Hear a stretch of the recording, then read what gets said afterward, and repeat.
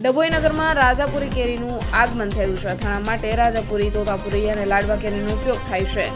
સૌથી વધુ રાજાપુરી કેરીનું અથાણું નાખવાનું મહિલાઓ પસંદ કરતી હોય છે। રાજાપુરી કેરીનું ફળ મોટી સાઇઝમાં મોટું આવતું હોવાથી 2 કિલો 2.5 કિલોનું વજન હોય છે। અથાણું બનાવવા માટે ગૃહિણીઓ અલગ અલગ રીતે સંભાર બનાવવા માટે કેટલીક કેરીના નાના ટુકડા કરી ચિનાઈ માટે બરણીઓમાં ભરતી હોય છે। આખું વર્ષ અથાણું સચવાઈ રહે છે, જ્યારે અન્ય સાધનમાં બગડી જવાની શક્યતા હોય છે। દાડમ, તોતાપુરી, લાડવા કેરી અથાણા માટે ઉપયોગમાં લેવાય છે, તેને ગૃહિણીઓ ઓછી પસંદ કરે છે। બજારમાંથી રાજાપુરી કેરી ખરીદી નાના ટુકડા કરવામાં આવે છે, જ્યારે શહેરોમાં કેરીઓની દુકાન પાસે જ કેરીના ટુકડા કરી આપનાર મળતા હોવાથી મહિલાઓને કામ સરળ પડી જાય છે। અથાણા ભરવાની બરણીઓ પણ બજારમાં વેચવામાં આવી ગઈ છે।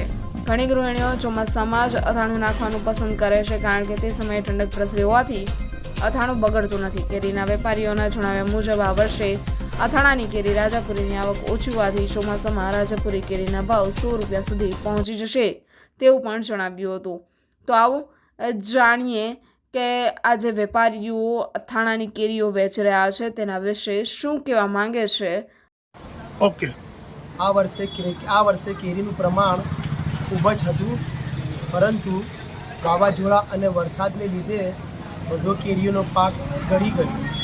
એ હિસાબે કેરીની આવકો એકદમ ઓછી થઈ ગઈ છે અને એની કેરીની પડતર ભાવ બહુ ઉચકાઈ ગયા છે।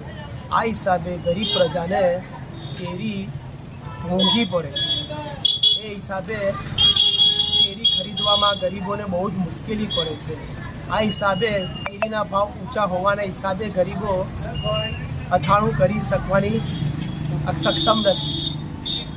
ગયા વર્ષ કરતાં આ વર્ષે ભાવમાં કેટલો વધારો છે?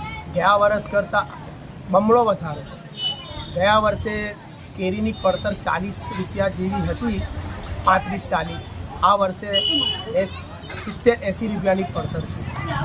આ વર્ષે ગ્રાહકીમાં કેવું છે ગયા વર્ષ કરતાં આ વર્ષ બહુ જ ઓછી ગ્રાહકી છે। ભાવના હિસાબે પડતર ઊંચી હોવાના કારણે ગરીબો કેરી ખરીદી શકતા નથી।